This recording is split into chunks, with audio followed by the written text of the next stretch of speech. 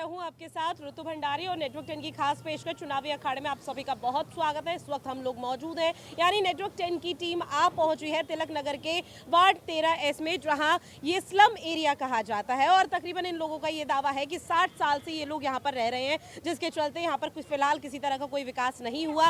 बात अगर यहाँ पर की जाए पार्षद या विधायक की, तो आम आदमी पार्टी का कब्जा यहाँ पर माना जाता है, लेकिन आम आदमी पार्टी किस तरह से दिल्ली सरकार यहाँ पर दावे वादे तो कर रही है, लेकिन धरातल पर क्या तस्वीरें सामने आ रही है उसकी बानगी हम वार्ड जो 13 ऐसी तिलक नगर का है उसमें देखने को मिल रही है।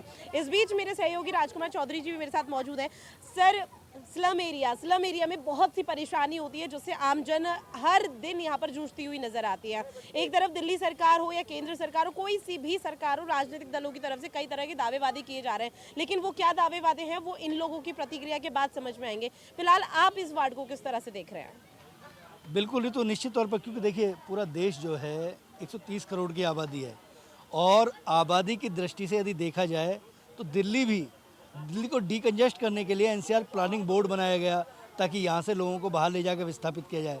लेकिन ऐसी स्लम बस्तियों में जो लोग रहते हैं वो कहीं ना कहीं नीड हैंड टू माउथ वाले लोग होते हैं और ये जो इलाका है, इस इलाके में तकरीबन तो 4000 के आसपास मतदाता बताए जाते हैं, जबकि कोई सुविधाओं का घोर अभाव है। लोगों से बात हुई, उन्होंने बताया कि यहाँ कोई मोहल्ला क्लिनिक आसपास नहीं है। उसके अलावा जो स्कूल हैं, जो सरकारी स्कूल हैं, उन्हीं सरकारी स्कूलों में अपने बच्चों को पढ़ाते हैं और तकरीबन 60 साल से ये लोग इसी इलाके में और इन्हीं सड़कों के किनारे इन झुग्गी बस्तियों में रहते हुए नज़र आ रहे हैं। बाकी बहुत सारे लोगों से बातचीत हुई और वो अपने दर्द को किस तरीके से बयां करते हैं।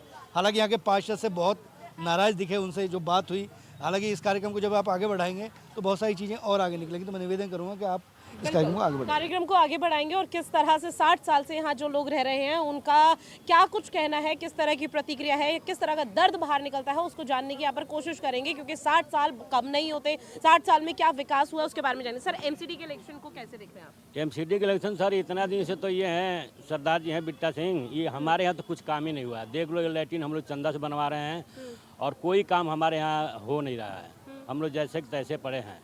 हम लोग यहाँ से सन 62 से हैं, अरे 82 से हम लोग यहीं हैं। क्या तब से काम हुआ ही नहीं? कुछ काम नहीं हो रहा सर, यहाँ क्या है, ऐसे ही है, कोई काम नहीं। क्यों नहीं हो रहा काम?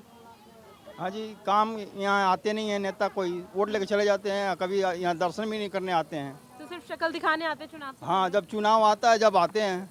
चुनाव के बाद आप लोगों ने बात करने की कोशिश नहीं की? हाँ, अभी गया था, हम लोग पूरे झुग्गी गया था यहाँ से और उन्होंने विधायक जी ने आश्वासन दिया कि हो जाएगा, बट हुआ नहीं काम। अभी किस विधायक ने आश्वासन दिया? आम आदमी पार्टी का? आम आदमी पार्टी का है, जर्नैल सिंह। तो आम आदमी पार्टी के लोग और दिल्ली सरकार लगातार विकास की बात कह रही है, लेकिन विकास हो नहीं रहा और 60 साल से आप लोग रह रहे हैं। ये तो विकास ही हो रहा सब है। 25-26 साल से ये जो बनी पड़ी है वही बनी है, कोई मतलब ही नहीं है, कोई काम नहीं है।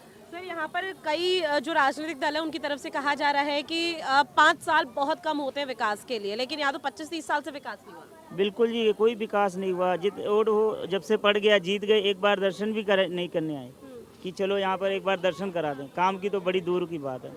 हाँ जी, तो देखिए किस तरह से दर्द यहाँ पर बयां हो रहा है। साफ तौर पर ये समझने वाली बात है, क्योंकि 25-30 साल कोई कम नहीं होते। हालांकि 5 साल में यहाँ पर पार्टी दावे वादे करती है कि विकास जरूर होगा, लेकिन वो विकास धरातल पर क्या हो रहा है उसकी बानगी यहाँ पर देखी जा रही है।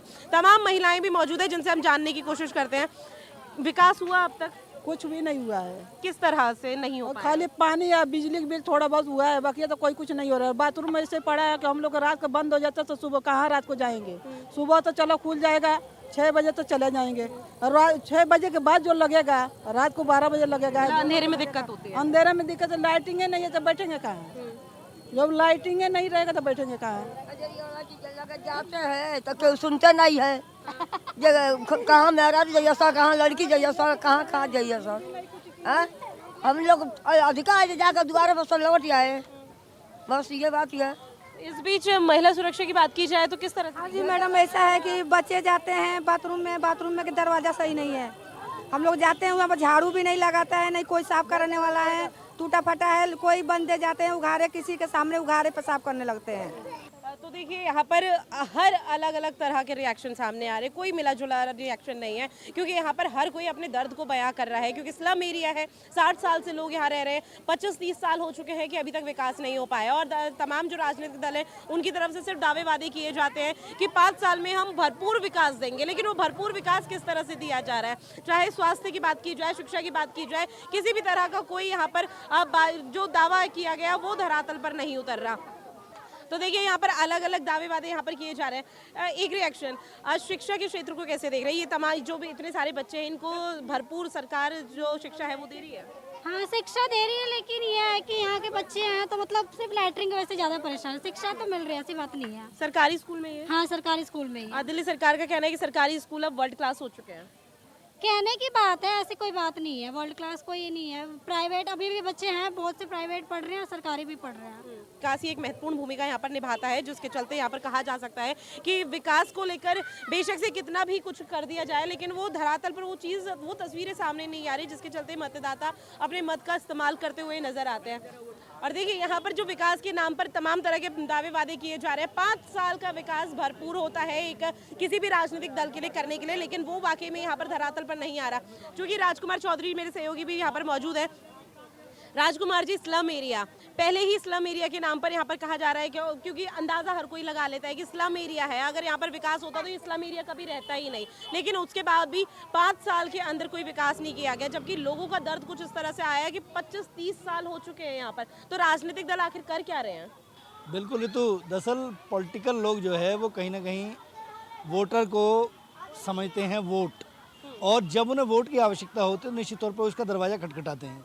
अब चुनाव आ रहे हैं, यहाँ के लोगों से जो बात हुई है, और ये स्वाभाविक भी है क्योंकि नेता को वोट चाहिए, उसके बाद काम होगा नहीं होगा, किस तरीके से होगा, जो इनके प्रतिनिधि हैं, क्योंकि यहाँ भी लोकल पॉलिटिक्स अलग तरीके की होती है, इनमें भी कई नेता होंगे, शायद वो अलग अलग खेमों में बटे हुए होंगे, वो नज़र दिखेगा, उसके कई बार नुकसान भी होता है, कई बार फ़ायदा भी होता है, लेकिन वोट दीजिए, वोटर को वोट देनी चाहिए। जब आप अपना जनप्रतिनिधि चुनते हैं तो उस समय आपको तय करना होता है कि आप वोट किसको दे रहे हैं। लेकिन इस बीच जनप्रतिनिधि चुने कैसे सर? क्योंकि जनप्रतिनिधि अपना चयन करने के लिए सिर्फ चुनाव से पहले आता है कि हम इस मुद्दे को आगे बढ़ाएंगे, इस मुद्दे पर हम काम करेंगे और 5 साल के अंदर काम होगा, लेकिन जब यहाँ पर लोग उन वादों के ऊपर बह जाते हैं, लोक लुभावन तरीके जब यहाँ पर दिए जाते हैं, दावे वादे किए जाते हैं, उसके बाद चुनाव के बाद वो दिखाई नहीं देते हैं। देखिए ऋतु, सबसे बड़ी बात यह है कि जब आपके बीच का आदमी नेता बनता है तो आपके दर्द को समझता है। इनके बीच का आदमी जिस दिन जनप्रतिनिधि बनेगा, जिस दिन काउंसलर बनेगा, वो स्वाभाविक तौर पर इनके दर्द को समझेगा।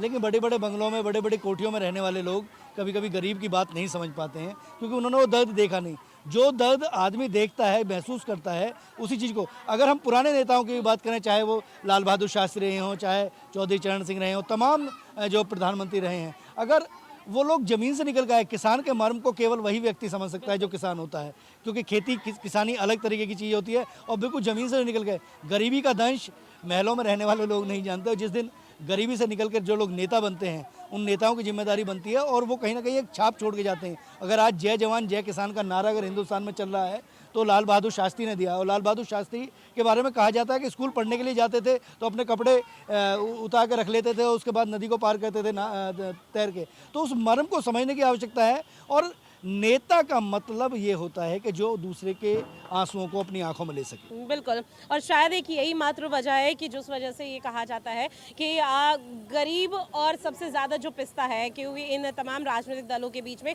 तो वो है एक आम आदमी। और आम आदमी यहाँ पर अपनी प्रतिक्रिया तो देता हुआ नजर आ रहा है क्योंकि मूलभूत सुविधाओं से वंचित है। ये स्लम एरिया है, 60 साल से ये लोग यहाँ रह रहे हैं, 60 साल से यहाँ किसी तरह का कोई विकास नहीं किया गया, चाहे बड़े बुजुर्ग हो या फिर महिला हो या क्यों बच्चे ही क्यों ना हो, हर कोई सिर्फ विकास की राह देखते हुए नजर आ रहे हैं। लेकिन देखना ये महत्वपूर्ण होगा क्या आने वाले समय में इस स्लम एरिया में विकास की बयार बहती हुई नजर आएगी या नहीं, क्योंकि बदलाव हर कोई चाहता है और ये स्लम एरिया भी एक बार फिर बदलाव की बयार बहता हुआ नजर आ रहा है। फिलहाल के लिए हमारी खास पेशकश में इतना ही। आप बने रहिए नेटवर्क 10 के साथ। जय हिंद।